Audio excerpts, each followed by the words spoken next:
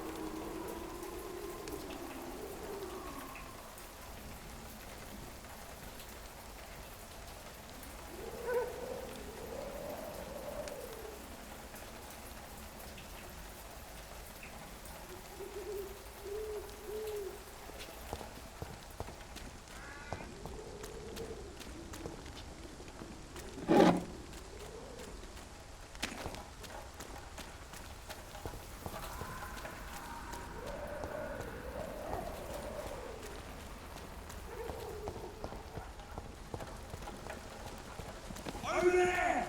There's one of them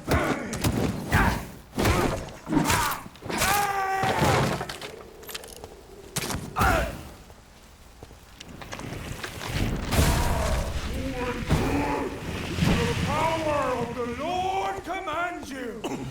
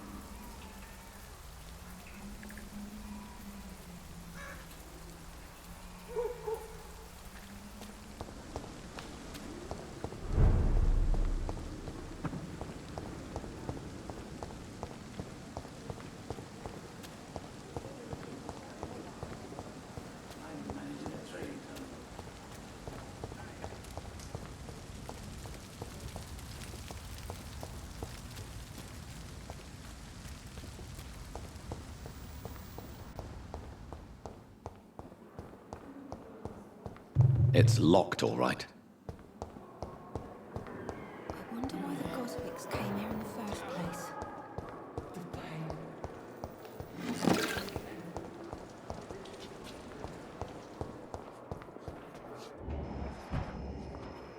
Good evening, Nurse Hawkins. Good evening, Dr. Reed.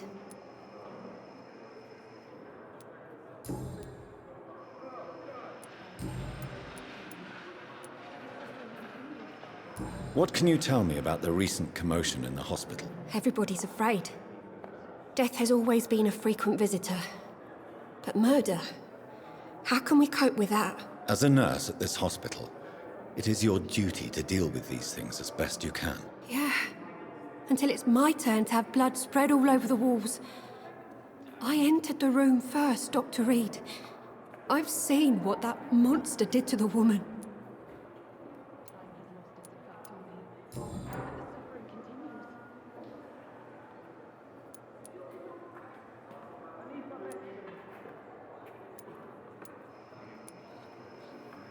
How long have you been a nurse? Well, long enough to see that the epidemic is winning. And no matter how qualified you are, don't tell me you'll change that.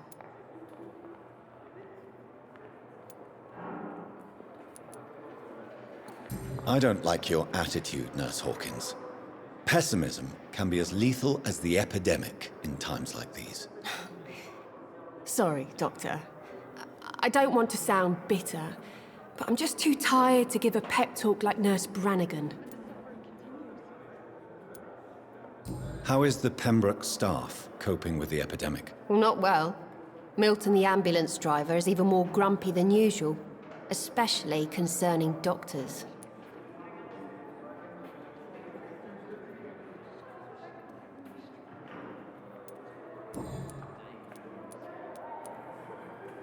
How is the Pembroke staff coping with the epidemic? Well, not well. Milton, the ambulance driver, is even more grumpy than usual, especially concerning doctors. Why is Milton grumpy on a daily basis? Is it just an act? Milton's not the kind of man who's bothered about a bad reputation, whether he deserved it or not. Why does Milton dislike doctors? I don't know. Just ask him. But be warned, Milton is not the chatty type.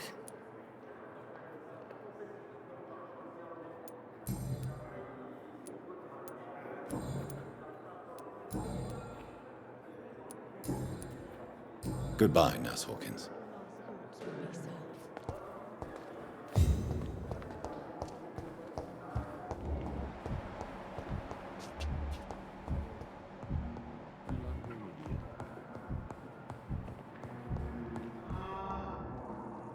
Good evening, Doctor. I believe we're going to be working together. Dr. Reed. Dr. Swansea informed us of your arrival, but I could not dare to believe we'd have such good fortune. Such an honor, sir. Thank you.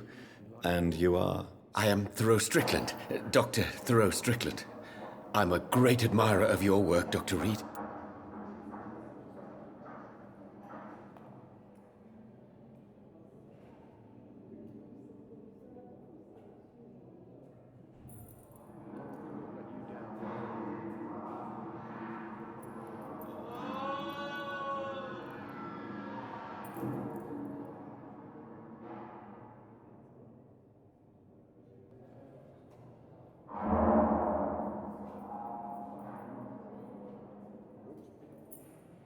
You always knew the words to calm the children, Ellen.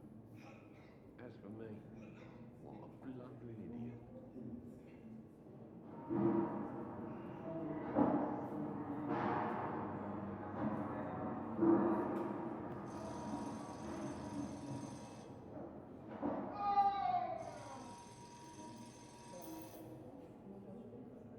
My sweet girl. Reading like a book. Never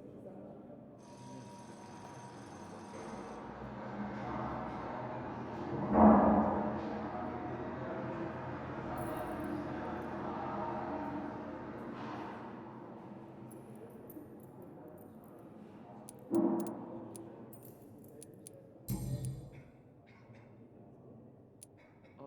Please, could you tell me something about yourself? I'm a great admirer of your work concerning blood transfusion, Dr. Reed. I run my own experiments. I'm convinced it's the future.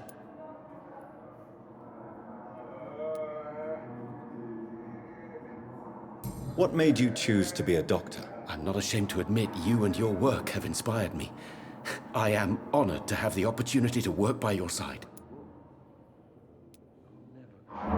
It's always a pleasure to share scientific and medical knowledge with someone eager to learn.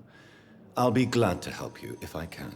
This epidemic may be the century's most terrible disaster, but I'm convinced that we, as doctors, are the only ones able to defeat it. I based my technique on my mentor's research. He helped me perfect my method. What is yours? I'd rather not talk about it. For now, it's just theories and first approach.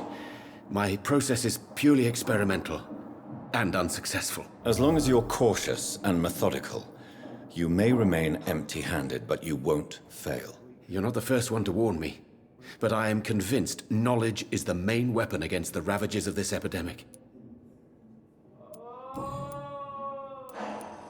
What can you tell me about the Pembroke? Well, it has always been an honor to work with Dr. Swansea. But with your arrival, I can't think of a better opportunity to learn about blood transfusion. What can you tell me about the Pembroke? Well, it has always been an honor to work with Dr. Swansea. But with your arrival, I can't think of a better opportunity to learn about blood transfusion.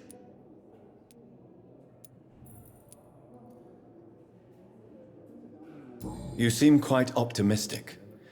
It's a rare and precious attitude in these difficult times. I'm convinced that this epidemic is a test of endurance and dedication for us men of science. Questions remain about our capacity to resolve the situation. True.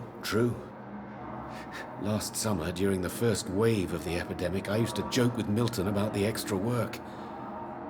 We're not smiling now. Do you need help with anything in particular? Well, yes, maybe. I'm waiting for a batch of products I ordered for my personal research, yet my supplier seems to have vanished. Do you want me to play the errand boy for you? Oh no, Dr. Reed. But if you went personally to his shop, what with your reputation and all, he wouldn't dare to refuse the products I need. I see. Well, give me the address, for I may pass by if I have time.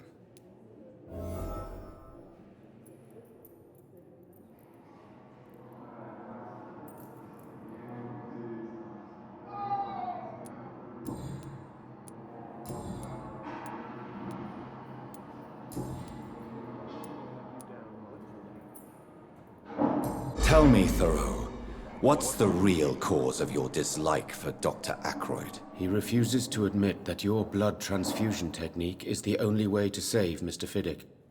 I'm convinced we must use it. What Dr. Ackroyd really said is that you lack the skill to perform this operation efficiently. Is there anything you have to say about this? It's a false conceit. Dr. Ackroyd secretly envies your reputation. His jealousy blinds him.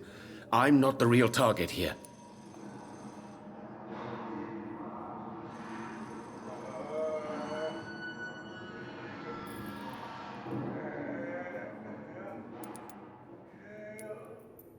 Tell me more about your willingness to experiment with new medical techniques. Harvey Fiddick is a patient suffering from a severe injury that could cripple him if not treated correctly.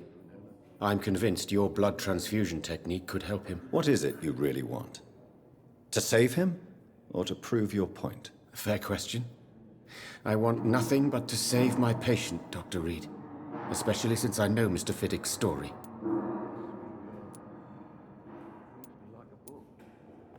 Tell me Mr. Fiddick's story. Our first diagnosis was compromised because Mr. Fiddick lied to us about the real origin of his injury. He first claimed it was an accident. But why would he hide such crucial information from us? Because he is a proud father, ashamed of putting his children at risk because of his own negligence. This personal involvement could also appear to be a lack of impartiality. You must know that a good surgeon must remain neutral. I agree. But that does not excuse Dr. Ackroyd's behavior. A man who did not even take time to converse with his patient. Do you think keeping his distance was a mistake? All I know is that I'm taking care of human beings with desires, hopes, and fears. Not some biological machine comprised of blood, bones, and flesh.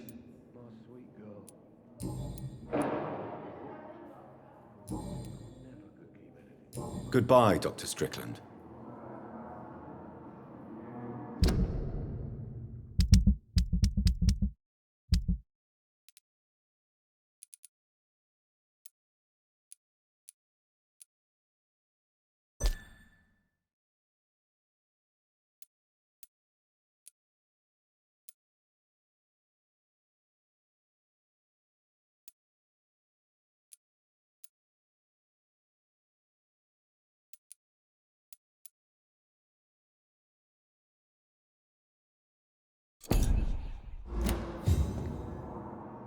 Good evening, Dr. Strickland. And good evening to you, Dr. Reed. Can I be of any help?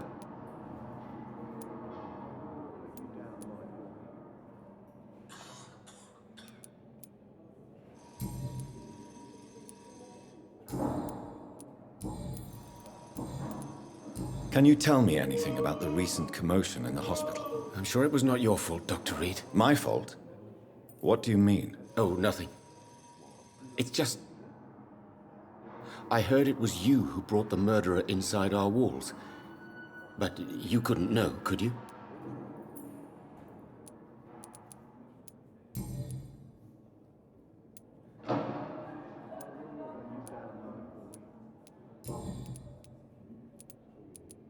Goodbye, Dr. Strickland.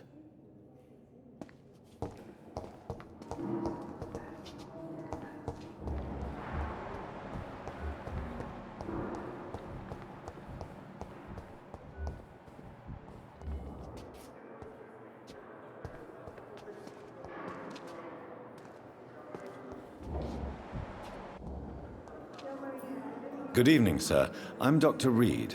I believe we're going to be colleagues. Reed? Yes, I've been informed about your arrival. I'm Waverly Ackroyd.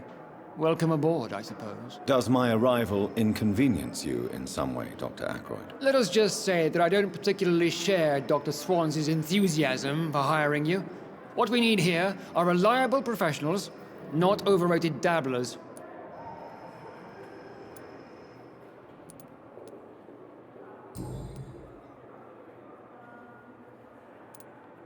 Tell me, Waverly, what do you think of Dr. Strickland's enthusiasm for his experimental research? Strickland is playing with his patients' lives for pride and glory. Now that, sir, is unethical. Are you thinking about something in particular? Harvey Fiddick needs delicate. I believe we should stick to the usual procedure, but my young colleague obviously disagrees. And are you not afraid that your rivalry with Strickland may be blinding you? Rivalry? I guess you could call it that. But I will never be childish enough to let my personal feelings affect my judgment.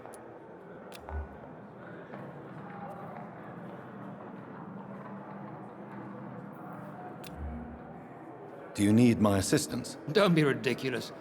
I'm capable of dealing with this myself. I've just not taken the time to do so. Then you are lucky that I have taken the time to do so. Consider it a gesture of solidarity between professionals. I wish this hospital could have received as much attention from you, Dr. Reed. We do not see you in surgery very often. Do you need my assistance? Not at all. I'm sure that you are used to gaining people's trust with your impressive skills. Well, it will not be the case with me.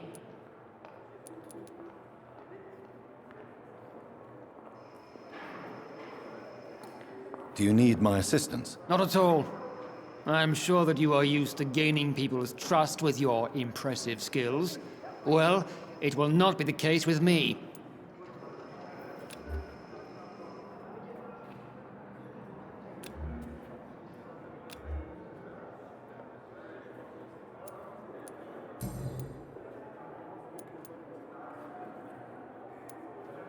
It seems you have bad memories of your military service. I refuse to see this industrial slaughter as scientific progress. War only reveals the worst in men. We can at least agree on something, Dr. Ackroyd. You'll be fine. We'll take care of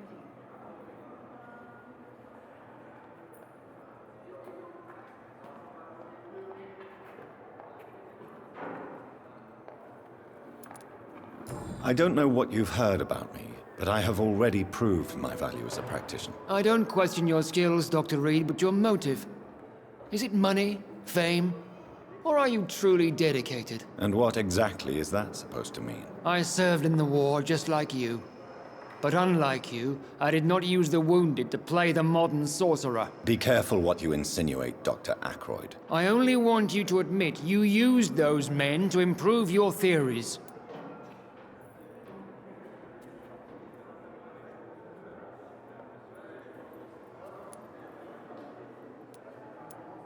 This is ridiculous. My blood transfusion technique saved many lives, and you know it. You see? That is exactly what I hate about people like you.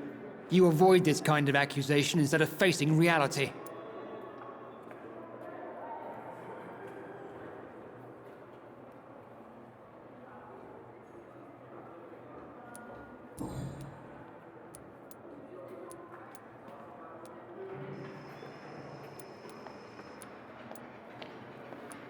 Thank you for your time. We'll talk later.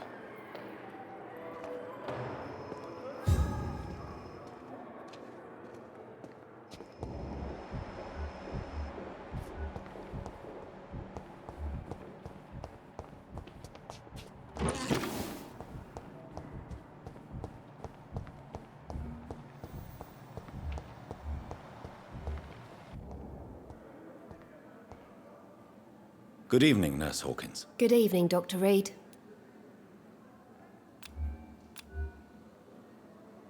Do you need medical help yourself, Nurse? I'm afraid I've contracted some illness, Dr. Reed.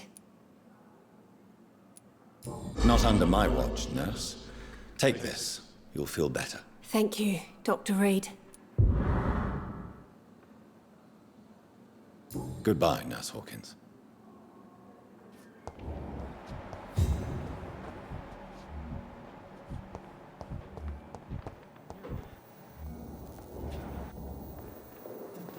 Good evening, Miss Howcroft. How are you tonight? I need blood, Doctor. Warm, rich, vibrant blood.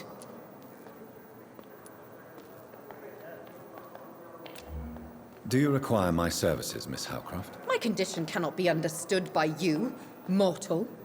This curse is beyond your science.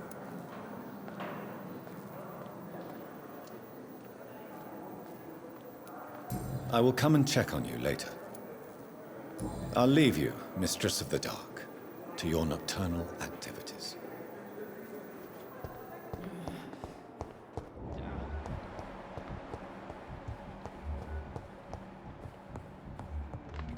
I will not let you down, though. I'm sure we're making a difference.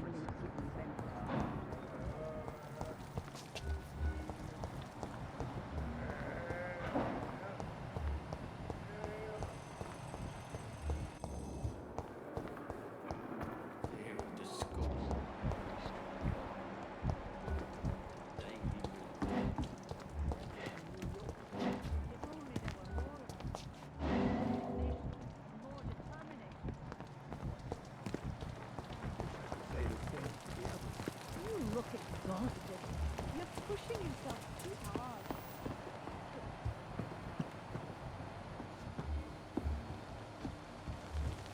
Perhaps I should have considered the offer from that Cadigan fellow.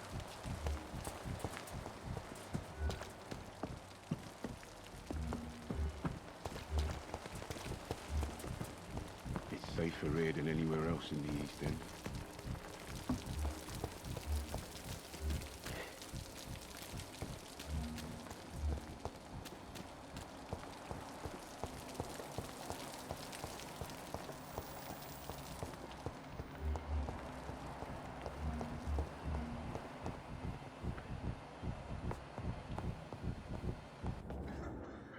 Good evening, sir. I'm Dr. Reed. May I help you? I don't know if a third opinion is needed. Your colleagues are already arguing about my condition. I see. Would you mind telling me more about your situation? I'm Harvey Fiddick. All I want is to get me bloody arm fixed properly. Goodbye for now, Mr. Fiddick. I'll see you later. My sweet girl. Reads me like a book. Never could keep anything from her. I cannot enter. And survive this epidemic.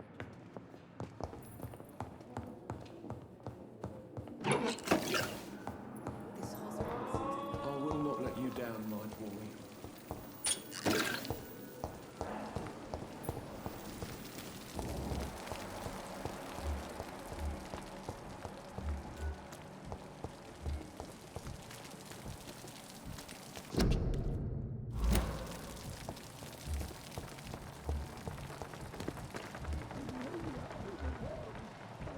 Horrifying epidemic.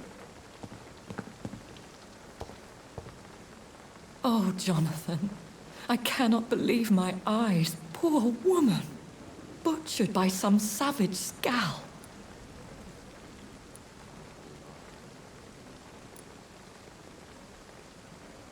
Yes, and I'm afraid I'm at least partially responsible. The man, the Scal, I brought him here. Jonathan, how could you say such a thing? Forgive me if I feel despondent. For there seems to be no end to the suffering and death that surrounds us. I'm always here for you, Jonathan.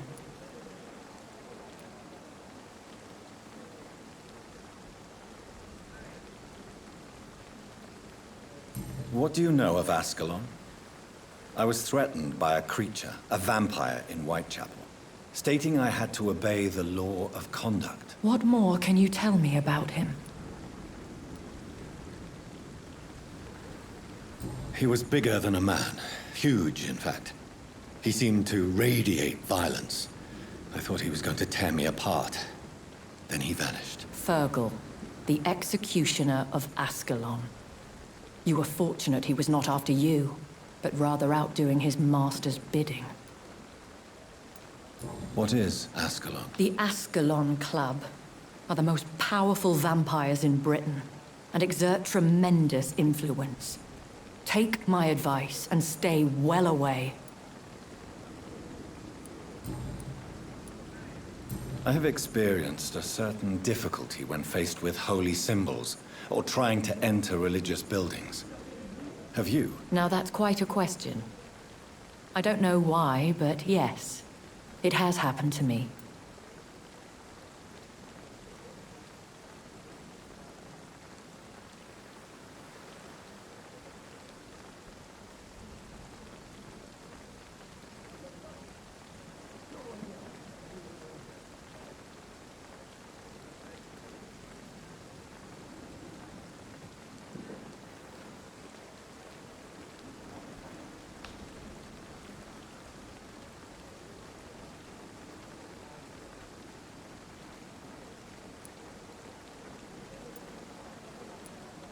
Is this a sign? The hand of God in action? Are we repellent unto heaven? I don't have the answers, Jonathan. But I believe superstition and magic is just fact awaiting the lens of science. Aren't you frightened? Very little scares me, my dear. To be compelled to avoid symbols of faith does not concern me.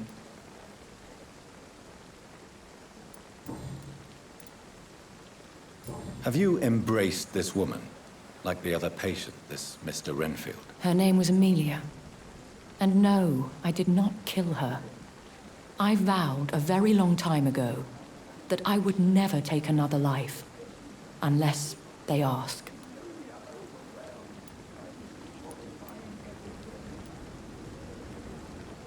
Temptation surrounds us. Rich, vital. How can you resist? Over the years, any pleasure I once gleaned from feeding is long gone. I drink for sustenance. And though I still thirst for more, I restrain myself. Is there sufficient vitality in the blood of the sick and dying patients? Yes, Jonathan. The hunger gnaws at me every waking hour. Frankly, I'm starving. Thank you, my lady. I hope to see you again soon.